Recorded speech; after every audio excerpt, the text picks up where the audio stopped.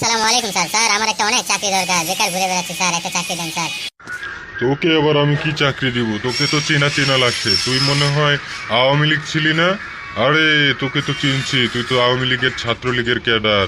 তুই না অনেক পাকনামি করেছিলি, অনেক কিছু করেছিলি, তোকে তো চিনে ফেলেছি। তোকে চাকরি দিব কিভাবে বল? দাঁড়া দাঁড়া, আমি পুলিশকে ফোন করছি। দাঁড়া দাঁড়া দাঁড়া।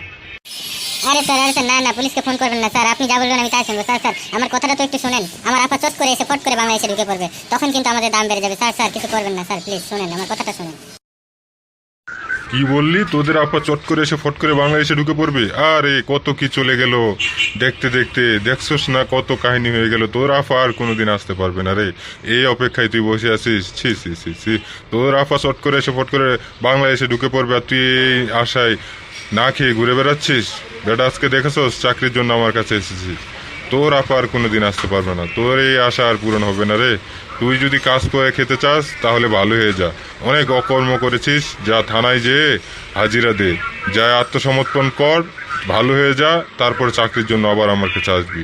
তা না হয় আর যদি নেক্সটে তোকে আমি দেখি, আমি কিন্তু তোকে পুলিশ দিয়ে ধরিয়ে দেবো। জি জি স্যার, আমি বুঝতে পারছি স্যার। স্যার আর কোনোদিন ছাত্রলীগ করবো না স্যার। স্যার আমার ভুল হয়ে গেছে স্যার, আমি আজকে যাবো থানায় যে আত্মসমর্পণ করবো স্যার। ভুল হয়ে গেছে স্যার, আমি অনেক অন্যায় করে ফেলেছি। অনেক ছাত্রলীগ যখন ছিলাম তখন আমি অনেক পাওয়ার খাটিয়েছি স্যার। আজকে থেকে আমি ভালো হয়ে যাবো স্যার, আর কোনোদিন অন্যায় কাজ করবো না স্যার। বাংলাদেশে থাকতে হলে এখন সবাইকে ভালো হয়ে যেতে হবে। সবাইকে বলতে চাচ্ছি, সবাই যারা আছো সবাই ভালো হয়ে যাও, সবাই সবার মতো ঠিক মতো চলাফেরা করি, কেউ অন্যায় কাজ না করি।